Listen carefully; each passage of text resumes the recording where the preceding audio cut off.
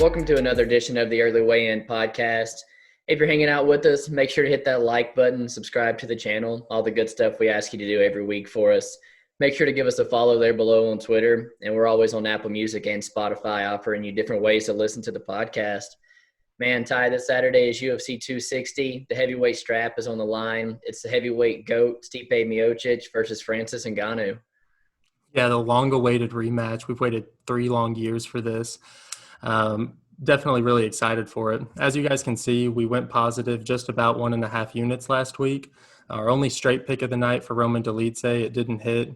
It was a close fight. We didn't think it was a robbery by any means, but we do think that Dolidze could have gotten the nod there. We were immediately rewarded with that Dawson finish over Santos in the closing seconds, and was really happy that we ended up taking that extra 2 minutes and 30 seconds to get the fight doesn't go the distance as opposed to the under 2.5. And then one of our 2 parlays hit. Cheyenne Baez really didn't do much for us. We were kind of disappointed with how she showed the defense against the head and arm throw of Ruiz. It was just a little bit too much for her.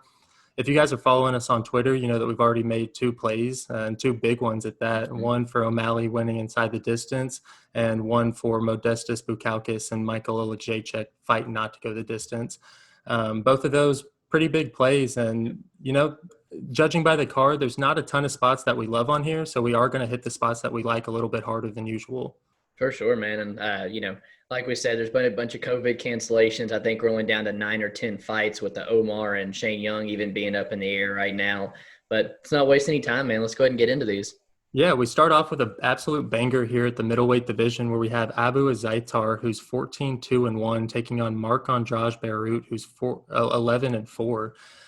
Azaitar, undefeated for almost a decade, with his last loss coming in 2012 due to a doctor stoppage. It was a cut that was pretty bad, and really you can't even count it.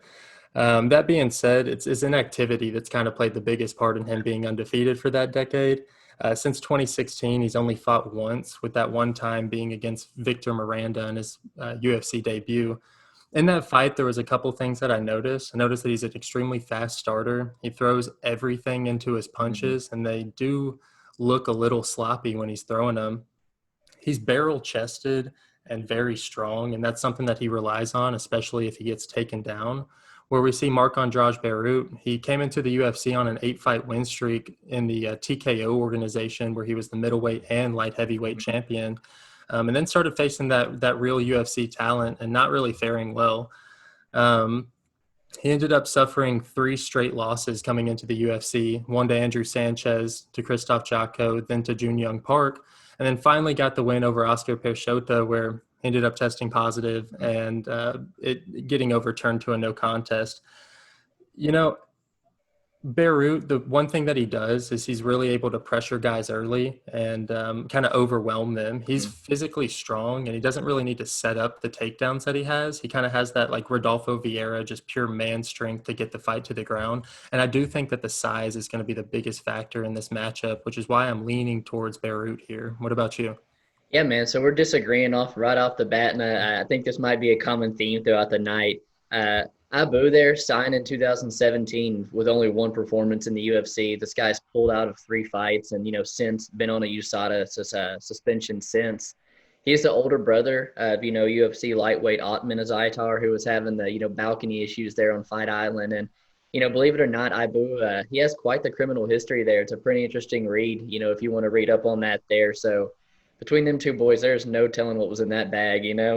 Mm-hmm. He's a former K1 Muay Thai champion. Like you said, he's an absolute force come round 1. He comes out swinging the right hand. He digs those low calf kicks in. And he has that Derek Lewis, like you said, like, fuck you strength. He can be mounted, but when he wants to get up, he's getting up. He trains a lot with Khabib and those boys. He's managed by Ali. If this goes to the scorecards and it's close, he's not losing a close decision here. On the side of Barriault, just eligible actually 3 days ago to actually fight again under a USADA suspension himself and that Oscar Peixoto fight. But, Peyota's like 0-3, 0-4 in the UFC, already cut. It's not an impressive win. Marc Andre says it's tainted substance, but when you're 0-3 in the UFC and then you test positive, it's kind of suspicious as to, if that was tainted there or not. He's one of those, big power but low volume kind of guys. He's got 5 split decisions on his record. Tends to leave fights a little close, and his career could easily, be a different path if those gone the other way. But not to knock on him too much, because the other 8 of his 11 wins, they do come by TKO. He's got a ton of power in his hands there, and he does train out of Sanford MMA, which is a gym that's been on fire lately. I slightly do lean Abu, but I know there's a line that you really like here, and one that I might owe it to you a little bit.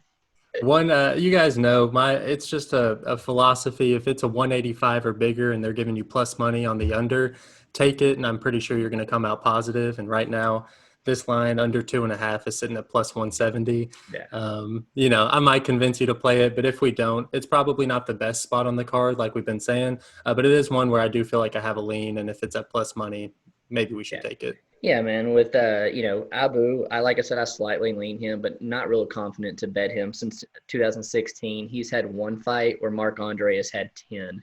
Right. Far more active fighter there, and at 35, a layoff for Abu at all is very worrisome. So although we disagree, there we can agree there's not really a good spot as far as betting here.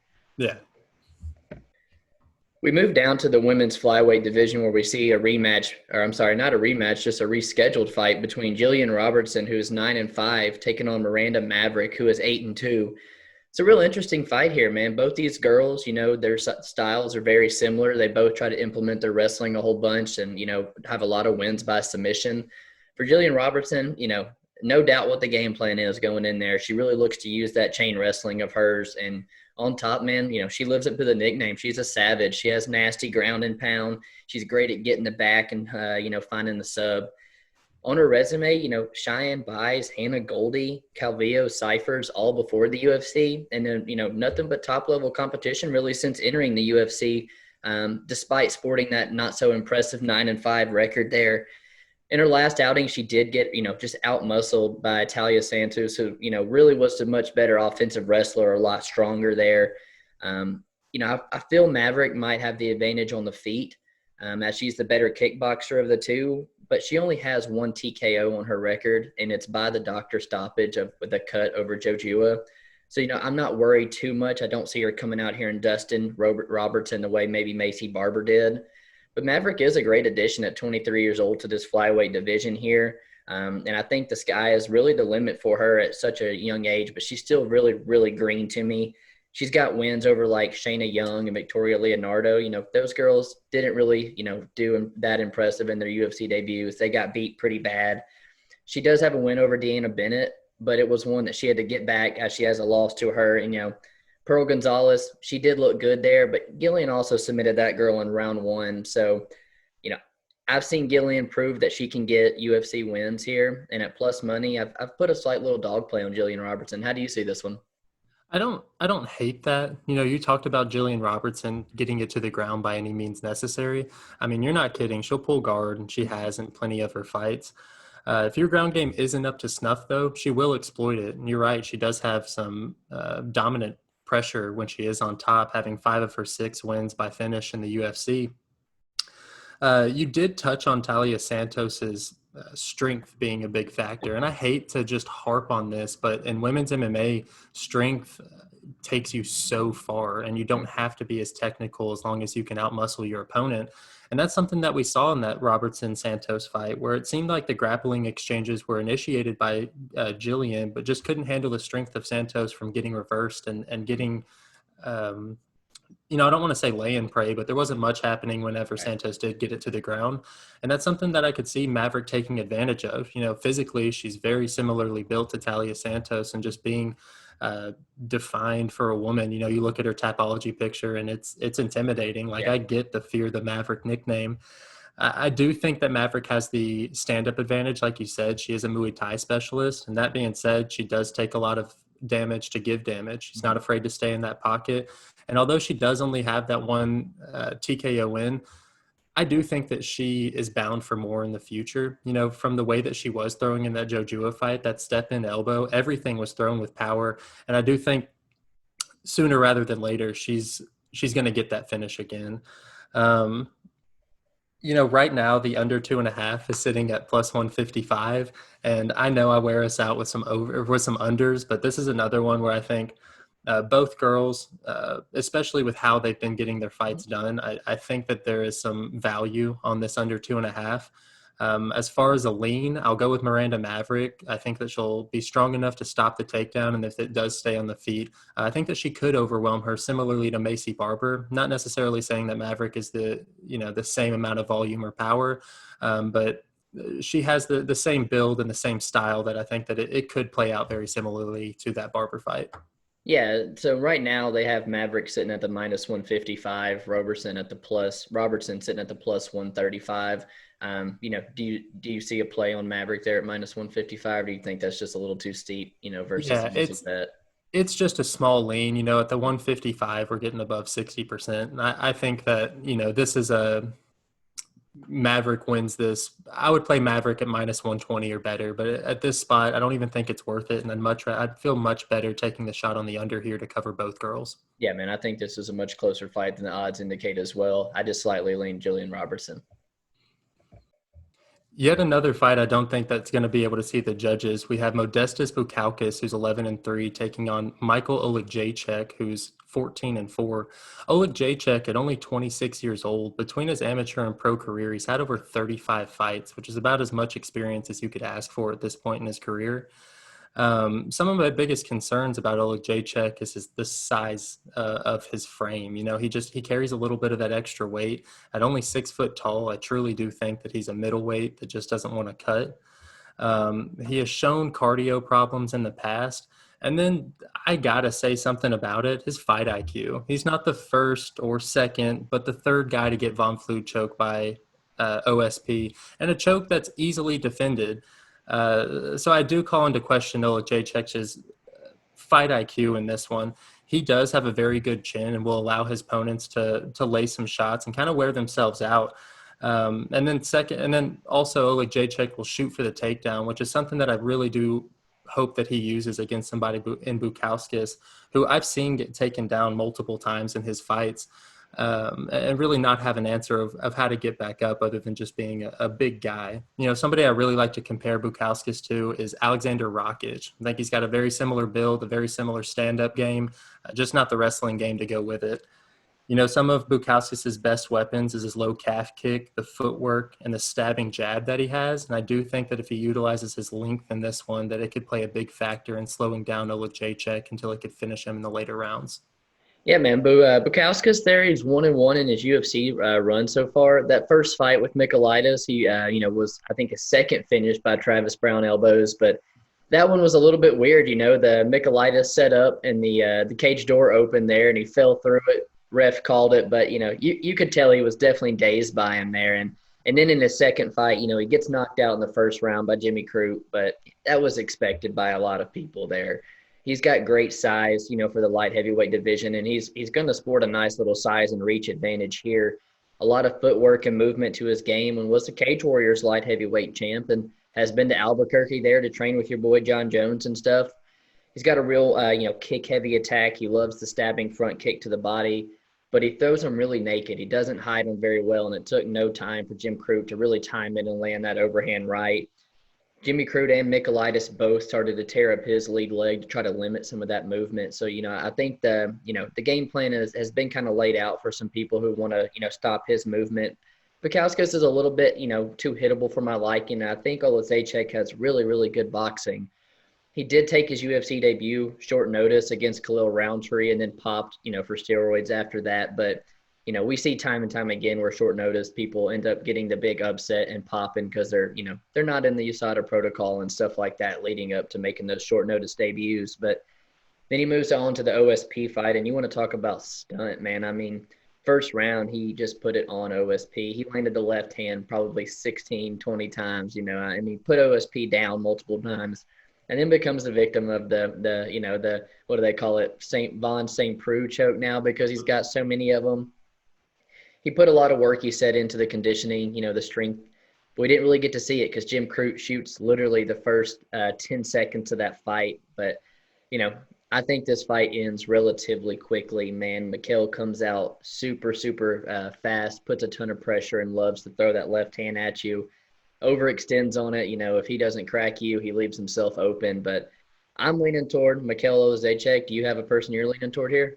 Yeah, I think I'm going to lean towards Bukaukas here, and I think our third fight in a row where we don't agree on. Yeah, I know. I Um, thought we talked about there's going to be plenty of disagreements on this one, but we think definitely agree, man. But Yeah, thankfully we're both on this under, and between these two guys, they've only seen the judges 4 times in their 32 combined pro fights. right. And I think it's an absolute steal that we're getting this fight doesn't go to decision at minus 140, minus 145. Yeah, light heavyweights alone, man. A 3 unit play from us is a big one, and one of our max plays.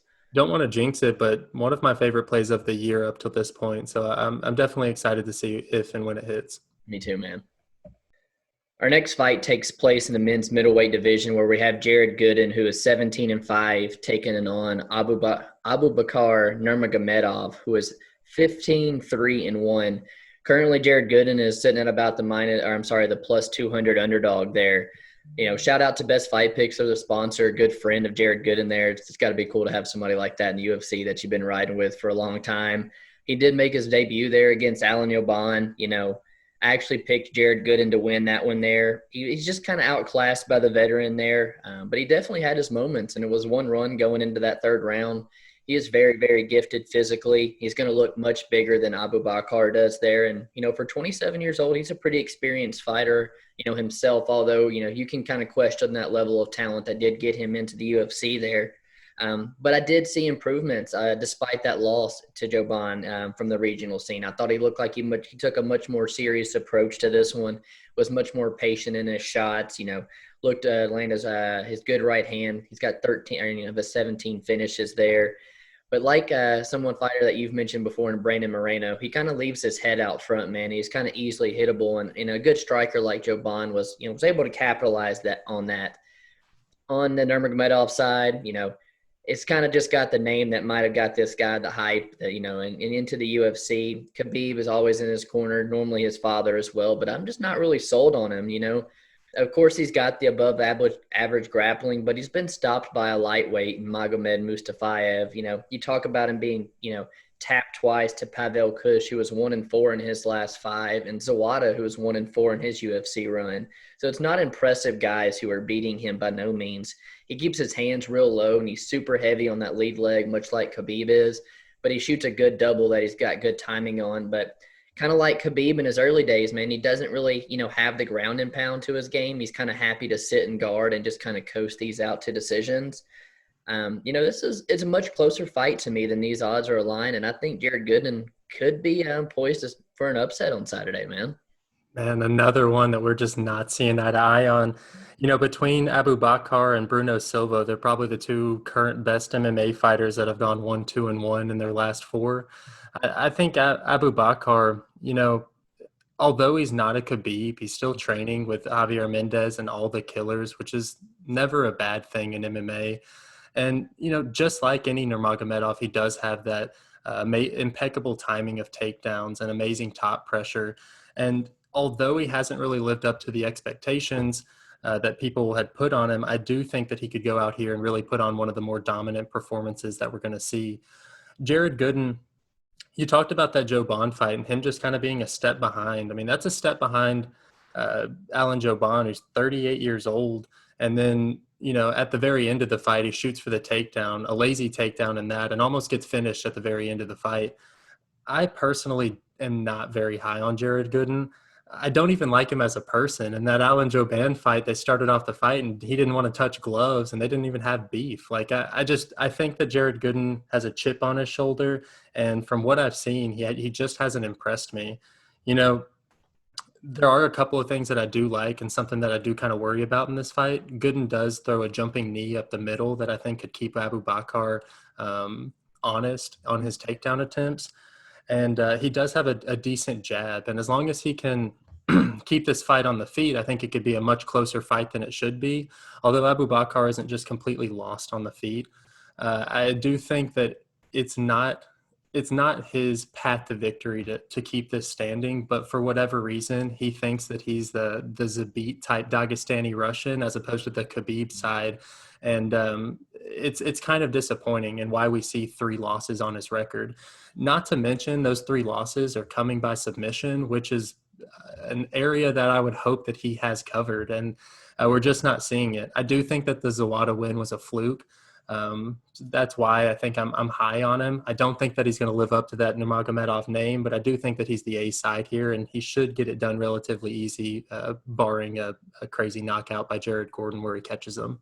Yeah, man, I absolutely see where you're coming from. This is actually a fight. I know you talked about him probably coasting to one of his famous decision wins, but this is a fight that I actually, don't mind the under. I think Gooden's always live to get a knockout there, and he really is at a serious, grappling disadvantage here. If it does hit the mat, I really could see Nurmagomedov maybe getting the submission there.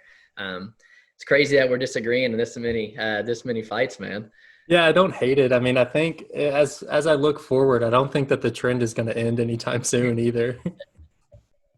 Moving on, we go to the women's strawweight division where we have the return of Jessica Penne, who's 12-5, taking on Hannah 24K Goldy, who's 5-1. Penne is the former Invicta FC atomweight champion, and this is her first fight in nearly 4 years. She came to the UFC off the Ultimate Fighter season 20, and ended up losing to Carla Esparza, fought Randa Marcos in the finale, and then just got given a killer's row of people to start off her UFC career. Her first time out taking on the champion, Joanna Jędrzejczyk, where she lost in round 3, then to a muscled-up Jessica Andrade, where she again lost by TKO in round 2. And then the one that throws everybody off, and the one that I think a lot of people are putting stock into, is the loss to Danielle Taylor, a 5-foot girl who is no longer in the UFC anymore. And it calls into question, where does Penne go here at 38 years old? Does she still have anything left in the tank? And, 4 years off is definitely not something that you want to see after an L3 past 35 years of age. Moving on to the Hannah Goldy side, if you don't mind a little muscle, this is your type of girl right here. She's coming off a 1.5-year layoff herself, suffering her first professional loss to Miranda Granger in her UFC debut. And from what I've heard, she's supposed to have improved her game tenfold. So, for me, this fight is a complete pass. I think that there's a lot of questions in this one. And from what I've seen up until this point from Goldy, I'm not impressed in the slightest. A lot of people were busting on Macy Barber for shadow boxing 10 feet away from Alexa Grasso in her last fight. And Hannah Goldy has a lot of that in her. You'll see her throw full combinations 5 feet away from her opponent, just like she's in this feeling out process. I really don't like Goldy as a talent wise. I don't think that she's UFC ready. I think at only 5-1, she's as green as it gets. But for me, I'm going to lay off this fight. Do you lean either way? Yeah, man. With Penne, I just want to start by saying I was shocked to even see her come back. I was shocked to even see her still on the roster. She's on a 3-fight losing streak, been inactive for almost 4 years, has had 2 USADA issues. But props to her for coming back. On social media, this girl looks in really killer shape. She's been training a lot with Angela Hill. She's a legit BJJ black belt. You can't read, like you said, too much into that Joanna loss and then Andrade loss. Those are top girls, and in their division, and now Andrade stepping up and in the flyweight division taking on the champ. It really is that one that to Danielle Taylor that really kind of worries a lot of people, and it's one that she probably shouldn't have lost in my opinion. She does she ends a lot of her combos well with her kicks, and she has a ton of forward pressure, man. But she eats some shots, and Hannah Goldy, she got a little power for a girl, man. The Miranda Granger, unsuccessful. It was a little bit of a short notice call and up a weight class for her. With being so young, training out of Fusion Excel with good girls like, Gillian Robertson, who she actually beat in her first pro fight, back at her normal weight class. I expect and I hope to see some improvements out of this girl. Her fiance is also a fighter, and the girl doesn't look like she has an unhealthy bone in her body. She looks, like she wakes up day in and day out, lives the fighting life there. She's super, super stiff. And this girl, she doesn't have any type of head movement to her game. And she really does get her back stuck up on the fence. And for a girl like Penne, who offers a ton of pressure, that could cause her some issues here. But, with that massive layoff for Penne, it really is quite tempting to kind of want to play Goldy here at, at a decent price tag, being much younger and stuff. But in my opinion, this has Alexis Davis and Sabina Mazo written all over it, man. Yeah, total wild card of a fight. I will say there are a couple of things that I like from Penne. She has 8 wins by submission, and we haven't really seen Goldy off her back, which is something that I'm be curious to see. And then also Penne really utilizes that, I think it's 6-inch reach advantage that she has, and does a really good job of cutting the cage off for people. We saw in that Danielle Taylor fight, a girl who was on her bike for the majority of the fight, and Penne kept forcing the engagement with her by cutting off the cage. And Hannah Goldie's one of those girls who will ride her bike if you let her. Um, I guess I personally lean Penne just because it's like a coin flip and I can get her at plus money, Yeah. but not a true lean by any means. Yeah, I guess I lean on the other side there of Hannah Goldie, but it's going to be a pass altogether for us. That's funny. 5 in a row now that we. Moving on to the men's light heavyweight division, and I think our sixth disagreement here in a row, man. We actually have Alonzo Menifield, who's 9-2, taking on William Knight, who's 9-1. Another one of these COVID cancellations has been pushed back, but a fight, I'm glad they kept together here. Menifield, once possibly, the one of the light heavyweights better prospects there, that's now found himself on a 2-fight skid to Devin Clark and OSP. He was, kind of seconds away from winning that Devin Clark fight, and even though he kind of gassed, he still defended 9 out of 9 takedowns, I think it was. And then, in the OSP fight, he was given the vet lesson in a fight that his size was exposed. That's what I was trying to get at. And he trains at Fortis MMA, which is a good gym who has been relatively successful lately with their bigger guys. And I expect huge improvements coming, between from fight to fight. But at 33, these improvements, they don't have a lot of time left to come. He still is an unreal athlete. He's got a 100% finish rate on his 9 wins. The kind of style I guess he has with the big power, it does to, eat at that gas tank of his and cause his some issues there. I think he's really lucky here that he's getting a guy that, is actually smaller than him, that's not going to expose his size. At William Knight only stands at 5'10", and, it's going to cause him some trouble if he does get through Menifield, just like it did, Menifield when he took that step up. Knight punched his ticket on, the Contender Series with a win over Cody Brundage, and then proceeded to take Alexa Kammer's away from him. He's actually fought some, good names. He fought Jorgen De Castro, Matthew Samuelsberger, Tafon Dadon, and Kuchwi, all before getting into the UFC. So, although he's only got 10 fights, there's some pretty decent names there. On William Knight, he relies a lot on his strength and athleticism. Way too much for my liking. I really just see him, try to bully guys up against the fence and drag him down to the mat where he's real heavy. And at range, I think he's at a serious disadvantage to a lot of guys. So I do lean Alonzo Menifield here. I think you're the other way. Am I correct? Yeah, you're right on. William Knight, absolute unit of a man, strength over technique, like you said. But it's a fight where I think he could win it. You talk about a one-dimensional fighter. I don't know how you can't say Menifield isn't one of those. I think, Menifield on this 2-fight skid, he's really been exposed. And a fighter in Devin Clark, who's, an overblown middleweight who just outworked him. And then OSP, who absolutely made Menifield look like a different weight class in there. I don't really know where he fits into this. And it does seem to look like he's a finish or bust type of fighter. Where William Knight, yeah, he doesn't have the biggest frame. And, I know that in between his Contender Series win and his UFC debut, he was flirting above 250 pounds. So as far as carrying that muscle and that weight, he's going to be an absolute presence in there. And it's something that I think he could use to overpower Menifield. You talked about Menifield having those cardio issues. Well, William Knight just went out there with Oleksiejczuk and was able to take him to a decision win where he just controlled him for the majority of that bout. And I think he's going to use a similar technique here in the Menifield fight where he looks to press Menifield up against the cage and kind of drain some of that power out of Menifield's arms and eventually take advantage of him in the later rounds. William Knight, he's not – I would be lying if I didn't say that he's a bad fighter. I don't think he's going to get much further than this. When he is trading, he has a tendency to lift his chin. We've seen him mounted plenty of times, but thankfully he has that type of strength where he can just get up and make the fight dirty. I don't think he's technically sound, but I don't think that this is a fight where he's going to need it.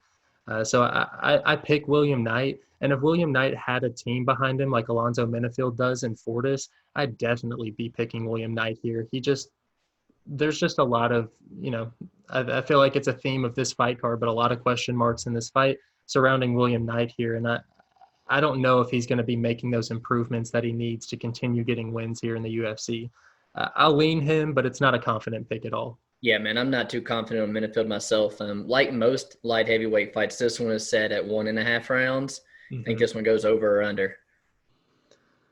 So I'm gonna say over. I don't know what the Right. price tag is, but I'll say over. You know, I don't like picking that. Right. Yeah, I think I'm with you, man. I think I had looked earlier at parlaying, the over somewhere. What's it look like? I think it's about minus 160. So over minus 145. Yeah, That's a spot that I'd consider playing for the podcast. I haven't really looked into it, but it's something I consider. I thought so as well. Cool. Really excited for our next matchup that takes place in the lightweight division. We have Jamie Mullarkey, who's 12-4, taking on Khama Worthy, who's 16-7. Jamie Mullarkey, since 2016, is 4-4, and he's 0-2 in the UFC. And from what it seems like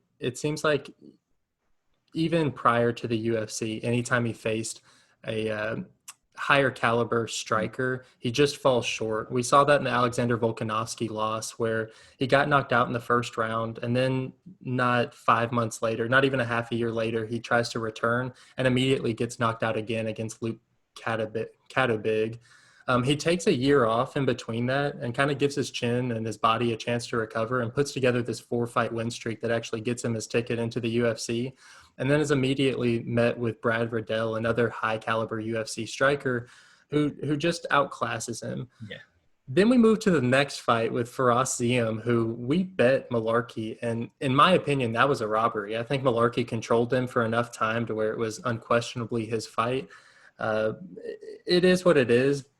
Moving on to the Worthy side, from what I can tell prior to his huge upset against Devontae Smith in his debut, Worthy has also fell short anytime he's faced that upper level of competition, whether it's Paul Felder, Kyle Nelson, Billy Q, all fighters who have seen the UFC that he just couldn't get past. Mm-hmm. And I told Preston this earlier in the week, I kind of compare Khama Worthy to Chaos Williams, where, we have an average fighter who pulls off a couple of upset wins via KO, and now everybody thinks that they have absolute dynamite in their hands until they get exposed. And I think that that's somebody in Khama Worthy who we actually did get to see him get exposed a little bit in that Ottman-Azaitar fight. And, that marked his 6th loss by TKO. Is that something that worries you here? Oh, for sure, man. Absolutely. I feel like Jamie Mullarkey has the ability to get this done on the feet. It's a fight, really, that's been in kind of jeopardy all week after the picture surfaced of Mullarkey training with Volkanovski, who was pulled from COVID. But, hopefully this fight stays together because, it's a banger of a fight. Mullarkey's, man, his UFC career so far, it's not been what he's wanted. He's 0-2, but, he did take home 50 Gs in that debut with Brad Riddell. But, he really did take like a life-changing beating in that one there. And the Faraz Ziem, you're absolutely right. He should have gotten the nod there. He trains with Ross Pearson, their UFC vet, and, he actually gets some work in with Brad Riddell and Volkanovski there, both guys who have got some wins over him. He, I think he's going to be, able to use that wrestling like he always does in this fight. And he also doesn't have a very technical striker in front of him offering him some of the things that Riddell and Faraz Ziem had. He has great cardio, and he will dig that leg kick in, man, and he has a really big overhand right that really could spell the end for Khama if it lands, man. But Khama, man, completely disrespected. I think it was like a plus 1,000 against Devontae Smith, a plus 300 against Luis Pena. He finishes them both inside the distance, and you're never going to get a price tag like that again. The pick'em with Ottman-Azaitar, some of the easiest money there to be made.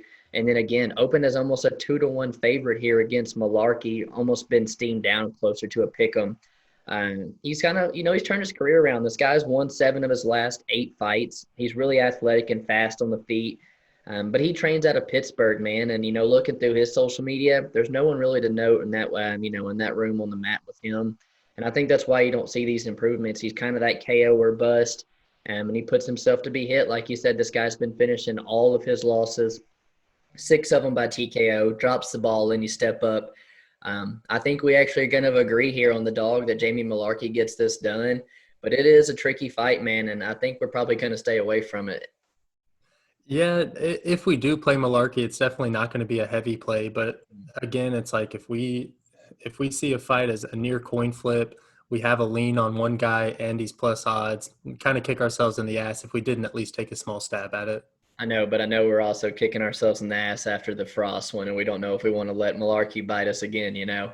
I'd hate ourselves if we bet Mullarkey again and he lost. So I'm with you on that. We move to the men's bantamweight division where we see a matchup between Sugar Sean O'Malley, who is 12-1, taking on Thomas Almeida, who is 22-4.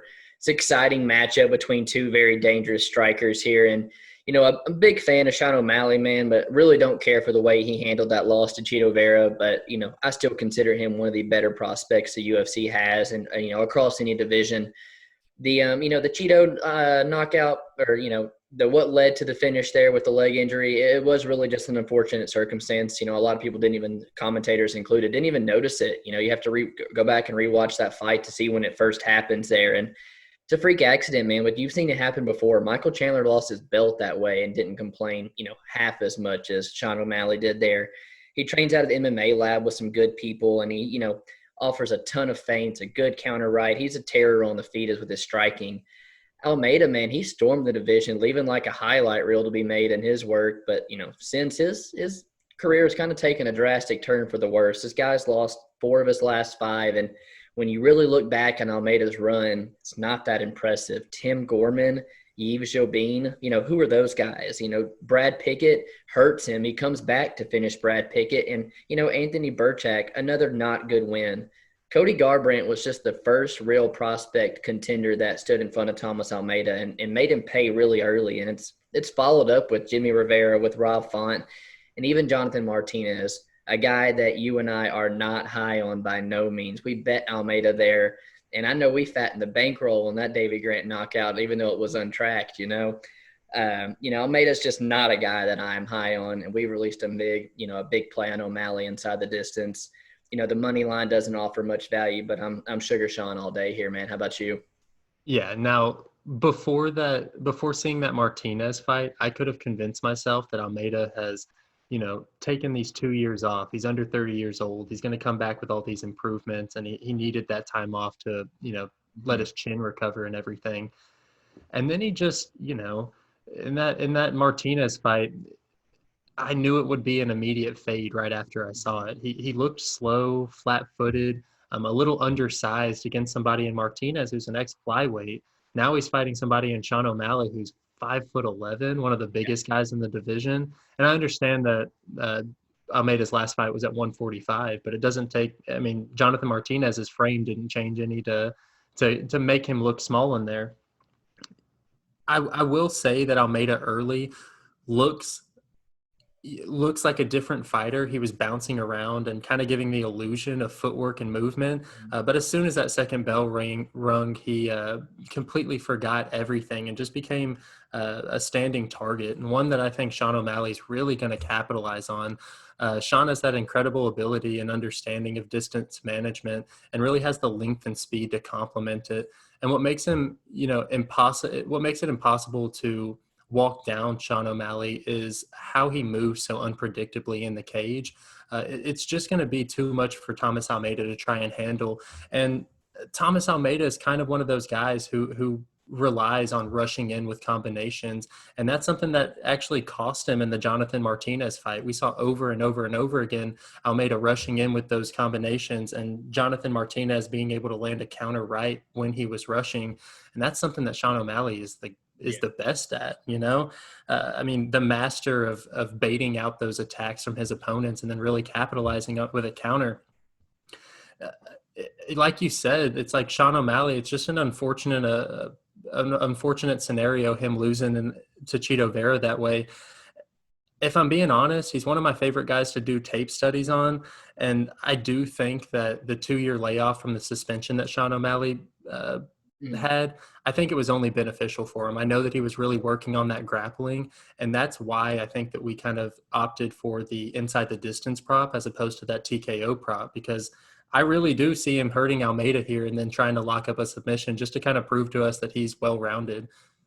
Yeah, man. Almeida is one of those stationary Muay Thai targets, real heavy, and all he does, he plants when he throws the right hand over the jab. And he doesn't move the head. It's going to be there for O'Malley to hit. He's going to stand right in front of him like Eddie Wineland did. And like you said, I think O'Malley is much better on the ground. He's put a lot of work in, with Tim Welch there, and then the quintet tournaments he was doing and stuff.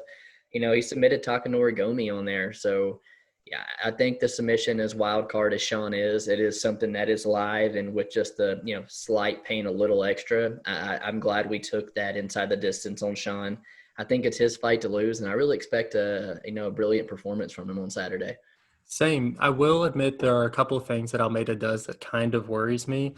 I guarantee after watching that Vera fight that he's going to try to go to the calf kicks. And that's something that he at least did do in the Jonathan Martinez fight. His first two strikes of that fight were the calf kick. So that's definitely something that I think Sean O'Malley will have to prove that he can withstand early on in the fight. And then just find that timing on the calf kick or on the rushes of Almeida and really make him pay.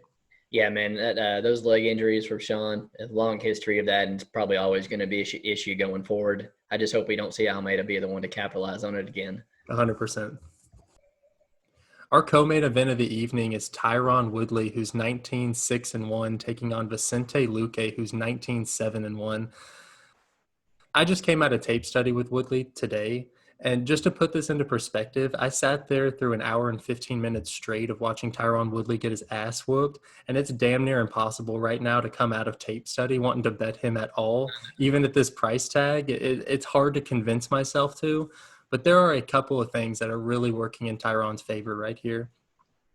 This is the first time since Darren Till where he doesn't really have to worry about the takedown defense, and I'm not saying that Vincente Luque can't or won't shoot. Just from what I can tell, he's more than confident and more than willing to just stand there and trade with anybody. And I don't think it's going to change here with Woodley.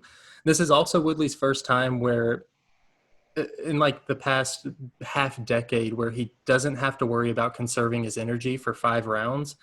And I really do think that this is probably the best wrestler that Luque's seen up until this point in the UFC.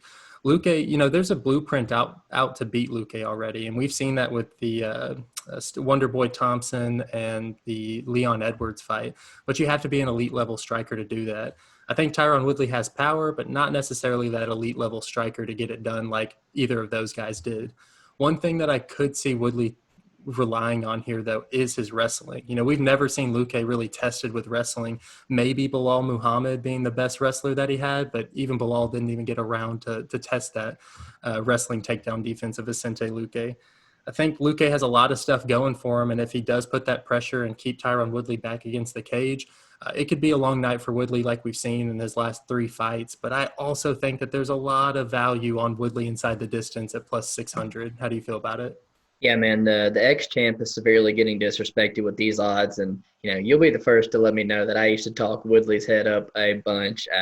Sometimes you really just got to admit when you're wrong, man. When you look back at the times that he defended the belt and stuff, you really got to analyze a little bit, and he was just kind of the byproduct of the wars Robbie Lawler had been in with Condit and with Roy McDonald. It was really the next person to land a good punch was going to take that belt from Robbie. You can argue he possibly lost both those Wonder Boy fights if he doesn't get the one knockdown of the fight in both of those. And Till's as one-dimensional as it gets. You and I know that. He didn't land a single significant strike. And Damian Maia washed up as could be at that point, And he started getting real welterweight talent, and the dude's dropped 15 rounds in a row. He's had his back against the cage the entire time. But you're right. This is his first 3-round fight in his last 8 fights, man. And that's, it's got to be nice that he knows he can kind of, not conserve the energy and let those hands go early. With Luque, you already know one of my favorite fighters on the entire roster. By no means will I tell you this guy is going to touch a belt, but there's really not a more entertaining fighter out there in the welterweight division than this guy is. He's finished 11 of his last 12 wins, with the exception of Mike Perry, who he left his nose on the side of his face. But at one time, he had a 7-5 record. He's had an absolute turnaround of a career. Since that time in 2015, he's only lost to Leon Edwards and Wonderboy. And I might note, man, earned himself a pick'em against Wonderboy. He was so, hyped up at that point. He trains out of Sanford MMA, which, it's nice to note that that's with Burns and that's with Usman. That's people who have already trained and been victorious twice against Tyron Woodley. He, he's got dynamite in his hands, but he also likes to, kind of collect punches with his chin as well. He's very, very hittable. But man, Tyron, he's getting disrespected. I don't mind playing him at a dog price. I don't mind the inside the distance. I guess I'm going to say Luque wins. I'm really obviously I'm torn here, but all the value is on Woodley. I don't know if I went hard enough on Woodley the first time, so I'm gonna revisit a couple of these points. Woodley, he does have the tendency to put that back up against the cage, where we saw for 50 minutes Yeah. straight him do that with Wonder Boy. I don't like that Tyron Woodley's 38 years old and only aging. It doesn't seem like he's taking his MMA career any more serious than he has in the past.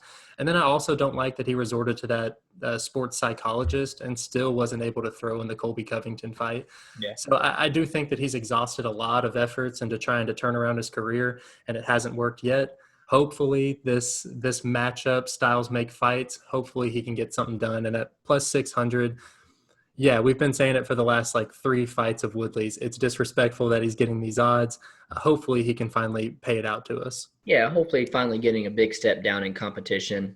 He's bound to cash one of these one day. Mm-hmm.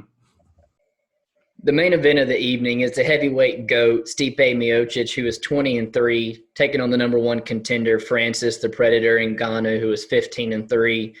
And currently they got Stipe at the plus 100 and Francis at a minus 120. And this is a rematch that just absolutely had to happen since the first time Miocic has went and beaten DC 2 out of the 3 times, and Francis has dusted his last 4 people and combined under 3 minutes total. Inevitable that these two step across from each other again. Stipe looked in incredible shape in his last 2 with DC coming in the lightest he ever had in that last one. His cardio looked good. He always comes in with a great game plan. And what you always got to talk about Stipe are those mid-fight adjustments. He goes back to the corner with his coaches, and they find what works and what don't, and they really like to execute it coming out of the corner. He worked his jab well, his low calf kick, and when he found out those body shots were open with DC, man, he went to the well there. It's going to be nice that, he's not going to have to worry about the takedown coming his way, this time. It's going to be able to let his hands go a little bit and even, get working the takedown himself. Stipe, of course, being a heavyweight has got massive power, but he's also got unreal volume for a heavyweight. You saw him land over 360 significant strikes on Marc Hunt. But in the same turn, he's also taken over 300 shots in the 3 fights with DC. And that is pretty worrisome, coming into this fight with Francis. And, you talk about great shape, and Francis has got to be at the absolute top of that list. This guy's, physical specimen, and he actually looks a lot leaner this time around than we saw him come in that first time. I expect better than 2 minutes of cardio, and I expect more of a serious approach, this time around. People were talking about, he disappeared back to France, was eating cake, skipping trainings. He didn't even take Stipe serious that first time around. He's dropped the yes man. He's at Extreme Couture. And he's got that one X factor, man, and dynamite in his hands that can change a fight. I feel like I'd be an idiot if I didn't, if I didn't bet Stipe at plus money when he 50-45 him the first time. What do you think, man? You took the words right out of my mouth, man. I've literally got written down here. I think with Francis, that round 1 KO prop will always be possible, but there was such a big skill gap in their first time that they met up that I would feel like an absolute ass if we passed up the heavyweight GOAT at plus money. It just doesn't make any sense. And it's also odd that the odds makers aren't giving Stipe any respect at all either. I mean, Francis opened up as a 2-1 favorite and then was, shot down to this almost pick 'em odds, and rightfully so. I mean, if I could have gotten Stipe at anything, but I mean, we're thinking about playing him at plus 107. If I could have played him at anything above it, I would have done that. Stipe, you talked about him coming in lighter than he has in previous fights. This is one where I don't think that that's going to be beneficial for him. Stipe in their first matchup was floating around, I think he weighed in at 246. And then in his last bout, he was 230 pounds. That's not something you want to give up against somebody like Francis Ngannou, who comes near that heavyweight limit. I know in his last bout, he weighed in at 261 and a half. I mean, that's 30 pounds. And although it's heavyweight, so you can give up that size, it's still going to play a factor. And let's say Francis has, gone to Extreme Couture and really rounded out his game. It's something that Stipe really should consider. I don't think that he's given himself enough time since the Daniel Cormier fight to put on muscle weight. So I do wonder as far as, how he's going to look physically. And I'm not totally opposed to waiting until after weigh-ins before we do make that move on him. There's one other thing I'd like to talk about is that cage time of Francis Ngannou. You said in his last 4 fights a combined under 3 minutes. Mm-hmm. And let's not pretend like Francis, whenever he does get inside the cage, that he's the most technical fighter. Everything he learned in the fight camp leading up to that goes out the window the first second. I mean, in that Lorenzo Rosenstruck fight, they slowed it down, played that Fleetwood Mac song over it, and it was a nice little highlight. That was some of the worst technical striking I've ever seen in my life, like Todd Duffy hooks, bad striking. And he's just been able to fall back on that in all of his fights. And you're right, it's an X factor that you can't look past. But I personally don't like betting on a puncher's chance. And I think Stipe was just so far ahead of Ngannou. I don't care if Ngannou had 3 more years right here. It's not like Stipe is slowing down right now. I think at 38 years old, you would question a lot of people at that age. But at heavyweight, I don't have any facts to back it up, but I would say that that's your prime. You know, I think that Stipe has the advantage here in all aspects of MMA other than power. And if he can utilize that head movement like he did in their first match, I think that he could do the exact same thing.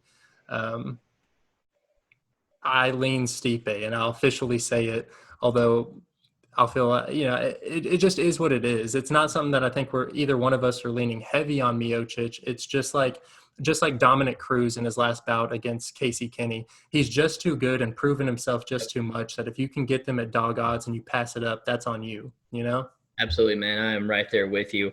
I'm glad that you touched on the Francis and the Rosenstruck fight because it didn't look like improvements were made. You know, he went out there, all technique out the window, but he does throw a nice uppercut that did cause Stipe some issues in that first round of the first fight, swelled up the eye. You know, we saw Derek Lewis catch Curtis Blades with it earlier in the year on a takedown. I think that's Francis Ngannou's puncher's chance there. Outside the first round, I think he landed 6 strikes the rest of the fight. He was so exhausted. But again, I lean Stipe, playing devil's advocate on Francis's side. We're locked in the smaller octagon this time, and Stipe has a lot less, area to move around in. Yeah, man. You know, something I didn't think about, but the Francis in his bout right after losing to Stipe, he froze up against Derek Lewis. Yeah. I'm kind of concerned on Stipe's mentality coming into this one, knowing that this is a guy and the only guy who actually beat him. Derek Lewis got the W, but it was who Right. do you want to win? Flip a coin. This one in Stipe, he knows that this guy can beat him, and he knows how gassed he was after that first round. I'm talking myself into it, P. The over 1.5 at -135. It seems like it's a good possibility. And if we're leaning Stipe, well, I don't think that he knocks out Francis in the first round. Right. I think that he does drag this out. And then I could also make a case for Francis being a little timid to throw just so that he doesn't do the exact same thing that happened in that first bout. I've officially talked myself into it, and I now want that over 1.5 in this one. Yeah, that is not a bad line considering the way that the first fight went, but you were playing with fire betting that with Francis in the cage. That's true. Hindsight, I'd feel like a total ass if Francis got that first round KO. Yeah, man. But, the last couple we definitely are agreeing on. And I'm glad we got an agreement on the main event here with Stipe, the heavyweight GOAT. Probably see a little, a small play on the Merit Plus money. And that concludes all our breakdown of UFC 260, a pretty short pay-per-view there since a couple cancellations, man. If you had to look down through, I think 9 or 10 fights, is there a fight that stands out people need to pay attention to? Yeah, it's got to be our biggest play of the night. Michal Oleksiejczuk versus Modestas Bukaukas. I think it's just fight doesn't go the distance. Mm-hmm. That's the move right there. And I think that that's going to be fireworks. I'm really happy that we just get to sit back and enjoy the violence for that one. Pretty obvious one here, man. I've got to do Stipe and Ngannou. It's a inevitable rematch between I think the best 2 heavyweights in the world. I'm so excited for that one. I'll go ahead and skip down into the fighter, man. Stipe, the heavyweight GOAT. I want to see if he can come out here and replicate this performance, getting disrespected yet again. Always a treat when he steps in, man. Is there a fighter you're paying attention for? Mine's got to be Sean O'Malley. Yeah. Again, he's like grown increasingly hard to root for, but he is fucking entertaining as hell. You can't deny it. Yeah, and bouncing back from the first L and stuff. With the mindset he has, he's poised for a good performance. Not to mention we got 2 units on him, so we need him to deliver. Absolutely, man. I think we're going to agree here is our best bet being that Modestas and, Michal Oleksiejczuk not going the distance to get two light heavyweights, not seeing the judges minus 145 when statistically they don't see it, but like 4% of the time. I'm all over that, man. Insanity. Is there a best dog throughout the card that you like? Yeah, I'm going to go with Jamie Mullarkey, and Yeah, it's a dog that we've actually looked at possibly playing for our podcast. I think that he's got just as much of a shot as anybody else on this card, and I like him for my dog. What about you?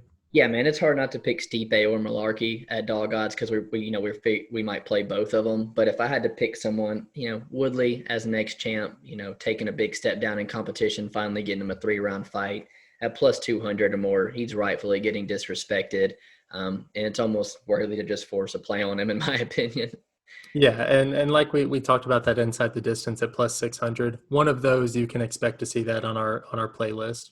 For sure, man. If you guys are still with us, man, we appreciate you watching. Make sure to hit that thumbs up, subscribe to the channel, all the stuff that we asked for, and keep an eye on Twitter where we're going to release the bets for you guys this week. Peace.